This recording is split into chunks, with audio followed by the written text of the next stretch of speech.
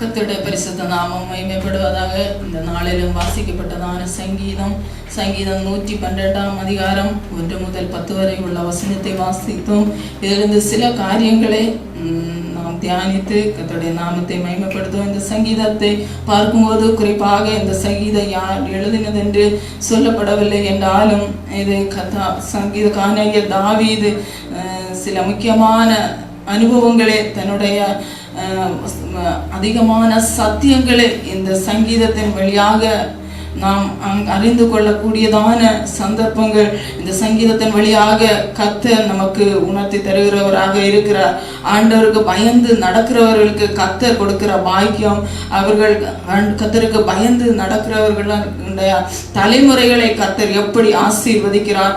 நீதிமானின் குணாதிசயங்கள், நீதிமானுக்கு கிடைக்கிற ஆசீர்வாதங்கள், நீதிமானுக்கு கிடைக்கிறதான உயர்வு, துன்மார்க்கன் முடிவிலே சொல்லப்பட்டிருக்கிறது, துன்மார்க்கன் அழிவை குறித்து சொல்லப்பட்டிருக்கிற இந்த முழு சங்கீதத்தை நான் பார்க்கும்போது தாவீது சில காரியங்களை வலியுறுத்தி, தேவனுடைய காரியங்களை வலியுறுத்தி சொல்லுகிறதை நாம் இந்த சங்கீதத்தின் வழியாக பார்க்க முடியும்.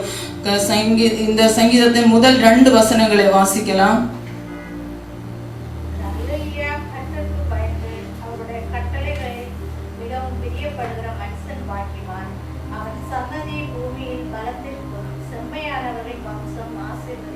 ஹல்லேலூயா. முதல் 2 வசனத்தை பார்க்கும்போது கர்த்தருக்கு பயந்து நடக்கிறவர்களுக்கு கர்த்தர் கொடுக்கிறதான ஆசீர்வாதங்கள் எப்படியாக இருக்கும் என்றுள்ளதான சத்தியங்களை நாம் இந்த வசனத்தின் வழியாக நாம் அறிந்து கொள்ள முடிகிறது. பிரசங்கி 12 அதிகாரம் 13 வசனத்திலே நாம் இப்படியாக வாசிக்கிறோம். எக்லேசியாஸ் 12:13 காரியத்தின் கடன் தொகையை கேட்போமாக, தேவனுக்கு பயந்து அவர் கற்பனைகளை கைக்கொள், எல்லா மனுஷர் மேலும் விழுந்த கடமை இதுவே. அப்போது ஹல்லேலூயா, எல்லா மனுஷர் மேலும் தேவன் ஒரு சத்தியத்தை வைத்திருக்கிறார். என்னவென்றால், கர்த்தருக்கு பயந்து நடக்கிறவர்களுக்கு கர்த்தர் கொடுக்கிறதான ஆசீர்வாதம் எப்படியாக இருக்கும் என்றதான சத்தியத்தை கர்த்தர் இந்த வசனத்தின் வழியாக தேவன் நமக்கு கற்பிக்கிறதான காரியத்தை நாம் பார்க்கிறோம். நாம் வேதத்திலே பார்க்கிறோம். ஆபிரகாமை குறித்து பார்க்கும்போது, ஆபிரகாம் தேவனுக்கு பயப்படுகிறவனாக இருக்கிறார் என்பதை கர்த்தர் எதன் மூலம் தெரிந்து கொண்டார் என்பதை நாம் பார்க்கும்போது, ஆபிரகாம் தன்னுடைய ஒரே புத்திரனாகிய மகனை தகன பலியாக செலுத்த வேண்டும் என்று கர்த்தர் கட்டளையிட்ட போது, அவன் ஆபிரகாம் கொஞ்சம் கூட தன்னுடைய வாழ்க்கையிலே எந்த சந்தேகமும் படாமல் தன்னுடைய ஒரே மகனாகிய அந்த ஈசாக்கை தகன பலியாக கொடுக்க வேண்டும் என்று தன்னுடைய வாழ்க்கையில ஒப்பு கொடுத்த போது, அதை நிறைவேற்ற வேண்டும் என்று கர்த்தருடைய சித்தத்தை செய்ய நிறைவேற்றின போது கர்த்தர் சொல்லுகிறார், நான் கர்த்தர் ஆபிரகாமை நோக்கி சொல்லுகிறார், நீ தேவனுக்கு பயப்படுகிற மனுஷன் என்பதை இப்பொழுது நான் காண்கிறேன் என்று இந்த வசனத்திலே நாம் பார்க்கிறோம். சங்கீதம் ஆதியாகமம் 22 அதிகாரத்திலே நாம் பார்க்கும்போது அப்படியாக சொல்லப்பட்டிருக்கிறது. கர்த்தர் ஆபிரகாமை நோக்கி சொல்லுகிறார், நீ தேவனுக்கு பயப்படுகிறார். ஏன் அப்படி சொல்லுகிறார்?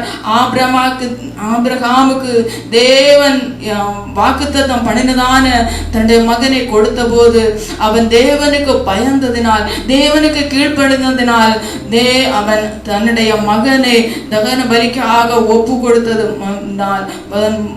கொடுத்ததன் மூலம் தேவனுக்கு பயந்தார் என்றுள்ளதான சத்தியத்தை அந்த ஆபிரகாமின் மூலம் நாம் புரிந்து கொள்ள முடிகிறது.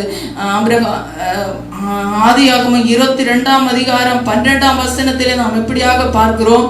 அப்பொழுது அவர் பிள்ளையாண்டின் மேலும் கையை போடாதே, அவனுக்கு ஒன்றும் செய்யாதே, நீ உன் ஏக சுதன் என்றும் பாராமல் எனக்காக ஒப்பு கொடுத்தபடியினால் நீ தேவனுக்கு பயப்படுகிறவன் என்று இப்பொழுது அறிந்து கொள்வேன் என்று ஹல்லேலூயா சொல்லப்பட்டிருக்கிறதை நாம் பார்க்கிறோம்.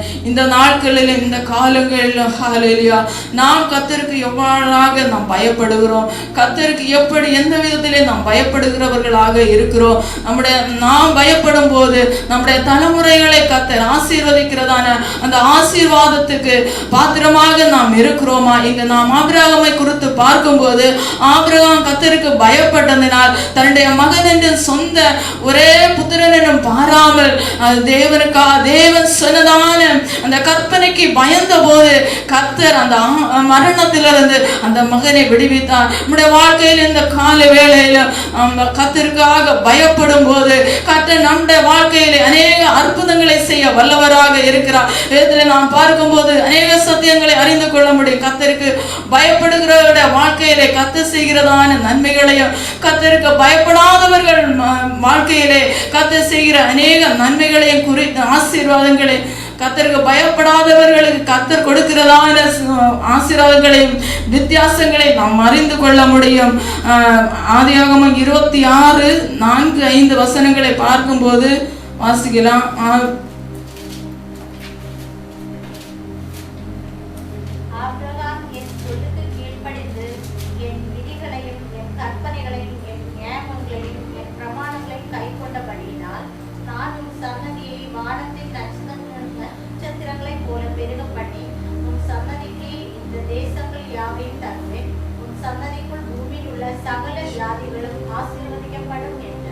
ஹல்லேலூயா. வசனத்திலே நாம் பார்க்கும்போது உன் சந்ததி ஆபிரகாம் கர்த்தருக்கு பயந்தது நடந்ததினால் கர்த்தர் சொன்னதான கற்பனைகளுக்கு செவி கொடுத்தபடியினால் ஆபிரகாமுடைய சந்ததி ஆசீர்வதிக்கப்பட்டதை நாம் பார்க்கிறோம். ஹல்லேலூயா. சந்ததிக்குள் பூமியில் உள்ள சகல ஜாதிகளும் ஆசீர்வதிக்கப்படும். ஹல்லேலூயா. நம்முடைய சந்ததிகளை கர்த்தர் ஆசீர்வதிக்கிறவராய் இருக்கிறார். ஹல்லேலூயா. நீதிமொழிகள் 20:7 நாம் இப்படியாக வாசிக்கிறோம். நீதிமான் தன் உத்தமத்தில் நடக்கிறான், அவனுக்கு பிறகு அவன் பிள்ளைகளும் பாக்கியவான்களாய் இருப்பார்கள். நாம் கர்த்தருக்கு உத்தமமாக நடக்கும்போது அவருடைய கற்பனைகளுக்கு கீழ்ப்படிந்து நடக்கும்போது நம்முடைய தலைமுறைகளை கர்த்தர் ஆசீர்வதிக்கிறவராக இருக்கிறதை நான் பார்க்க முடியும். லூக்கா 1:50 வசனத்தில் இப்படியாக வாசிக்கிறோம். அவருடைய இரக்கம் அவருக்கு பயந்திருக்கிறவர்களுக்கு தலைமுறை தலைமுறையாக இருக்கும் என்று சொல்லப்பட்டிருக்கிறது. அவருடைய இரக்கம் அவருக்கு பயந்தவர்களுக்கு தலைமுறை தலைமுறையாக. நாம் பயந்து கர்த்தருக்கு பேரண்ட்ஸ் ஆகிய பெற்றோராகிய நாம் கர்த்தருக்கு பயந்து அவருடைய கற்பனைகளை கை கொண்டு நடக்கும் போது கர்த்தர் நம்முடைய தலைமுறைகளை தலைமுறை தலைமுறை தோறும் ஆசீர்வதிக்க வல்லவராக இருக்கிறார். ஹல்லேலூயா. அந்த சங்கீதம் 145:19 வசனத்திலே நாம் இப்படியாக வாசிக்கிறோம். சங்கீதம் 145:19 வசனம். அவர் தமக்கு பயந்தவர்களுடைய விருப்பத்தின்படி செய்து அவர்கள் கூப்பிடுதலை கேட்டு அவர்களை ஆசீர்வதிக்கிறார். ஹல்லேலூயா. தமக்கு பயந்தவர்களுடைய விருப்பத்தின்படி செய்கிற தேவன், அவரை நோக்கி கூப்பிடும் போது அவர் நம்முடைய விண்ணப்பத்தை கேட்டு தேவன் நமக்கு பதில் தருகிறவராக இருக்கிறார். இன்னும் ஒரு காரியத்தை நாம் யாத்திராகமத்திலே பார்க்கிறோம். யாத்திராகமம் 1ஆம் அதிகாரத்திலே நாம் பார்க்கும்போது மருத்துவச்சிகளை குறித்து பார்க்கிறோம். 2 மருத்துவச்சிகள் சிப்ராள் பூவாள். இந்த 2 பேரும் எகிப்தின் ராஜா ஆகிய அதிபதியாகிய பார்வோன் அவர்கள் அந்த மருத்துவச்சிகளை கூப்பிட்டு செல்கிறார். நீங்கள் எபிரேய ஸ்திரீகள் பிரசவிக்கும் போது முதல் பிறக்கிறதான ஆண் குழந்தையை கொல்ல வேண்டும் என்று கட்டளையிடும் போது அந்த மருத்துவச்சிகள் அந்த இடத்துல என்ன செய்கிறார்கள்? தேவனுக்கு பயப்படுகிறதை நாம் பார்க்கிறோம். அதனால் என்ன செய்தார்கள்? அந்த ஆண் குழந்தைகளை கொல்லாமல் அந்த பிள்ளைகளை விடுவித்தார்கள். இதன் மூலம் அந்த ஸ்திரீகளுடைய குடும்பம் தலை தோங்கினது என்று நாம் பார்க்கிறோம். வாசிக்கலாம். யாத்திராகமம் 1ஆம் அதிகாரம் 15ஆம் வசனத்தில் நாம் வாசிக்கலாம்.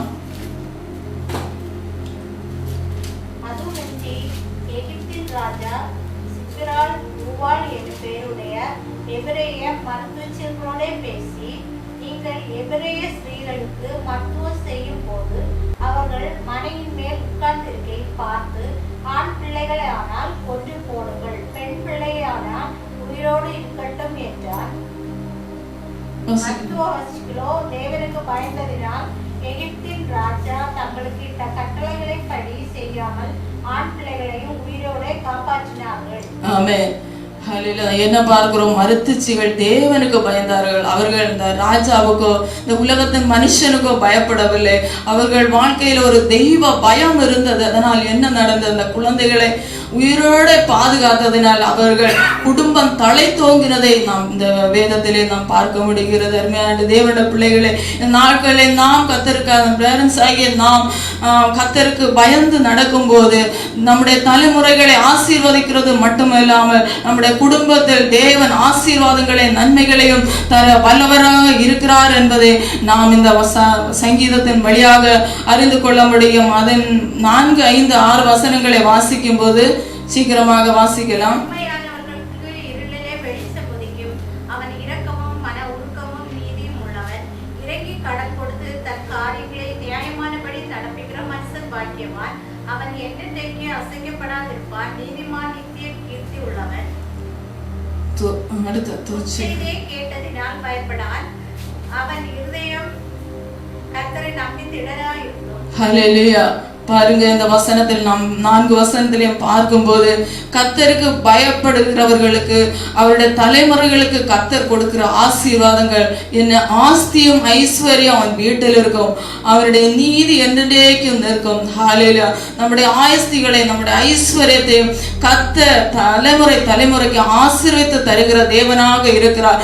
செம்மையானவர்களுக்கு இருளிலே வெளிச்சம் உரைக்கும். இந்த உலகத்திலே நாம் பார்க்கும்போது எவ்வளவோ மக்கள் எத்தனை கோடிக்கணக்கான பணங்களையும் சொத்துக்களையும் சம்பாதிக்கிறாங்க. ஆனால் அவர்களுக்கு அதனால் சமாதானம் இல்லாமல் இருக்கும்போது செம்மையாக நடக்கிறவர்களுக்கு செம்மையாக நடக்கிறதான தெய்வ பிள்ளைகளாகிய நம்முடைய வாழ்க்கையிலே கர்த்தர் ஹல்லேலூயா இரக்கத்தை ஐஸ்வர்யத்தையும் ஆமென் தருகிற தேவனாக இருக்கிறார் என்பதை நாம் பார்க்கிறோம்.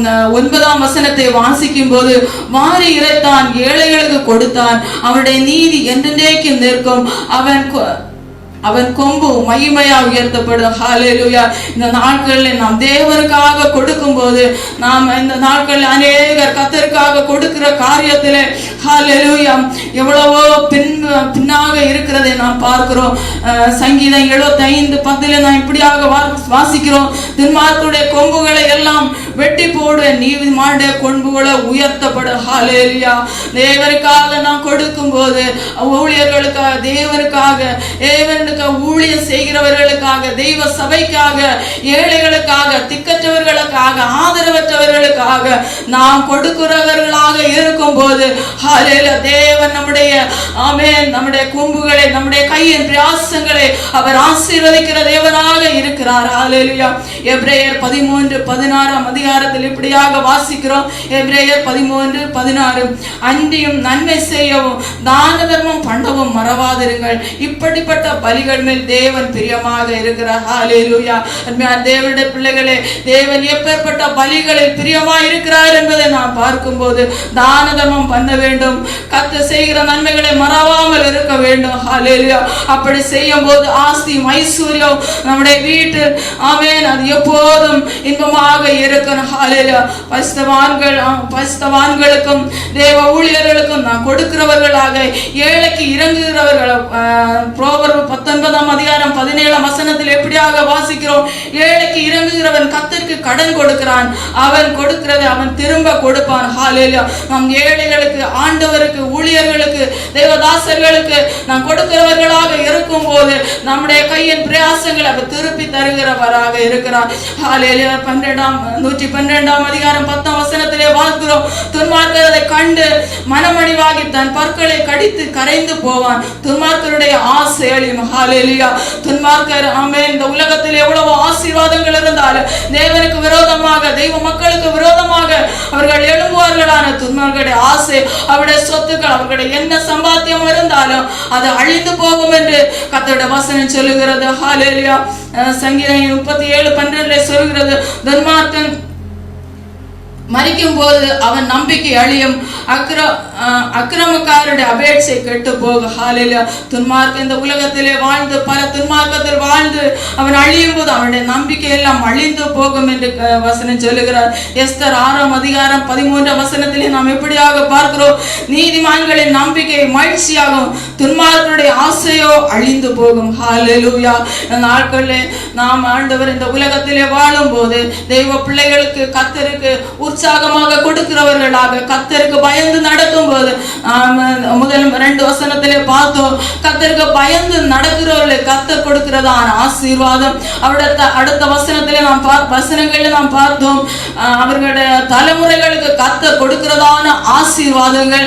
9ஆம் வசனத்திலே நாம் பார்க்கிறோம், கர்த்தருக்கு கொடுக்கிறதுனால் தேவன் ஆசீர்வதிக்கிறதான நம்முடைய குடும்பங்களை, நம்முடைய கையின் பிரயாசங்களை கர்த்தர் ஆசீர்வதிக்கிறதான காரியங்களை நாம் பார்த்தோம். ஹல்லேலூயா. அது மாதிரி இதெல்லாம் செய்யாமல் இருக்கிறதான துன்மார்க்கருக்கு கர்த்தர் கொடுக்கிறதான ஆசீர்வாதங்களையும் பார்த்து இந்த கால வேளையிலே நான் கர்த்தருக்கு முன்பாக பயந்து வாழும்போது நம்முடைய தலைமுறைகளை கர்த்தர் ஆசீர்வதிப்பார், நம்முடைய குடும்பங்களை கர்த்தர் ஆசீர்வதிப்பார், நம்மை ஆசீர்வாதமாக காண பண்ணுவார். இந்த சங்கீதத்தின் மூலம் கர்த்தர் நம்மை ஆசீர்வதிப்பாராக. ஆமென்.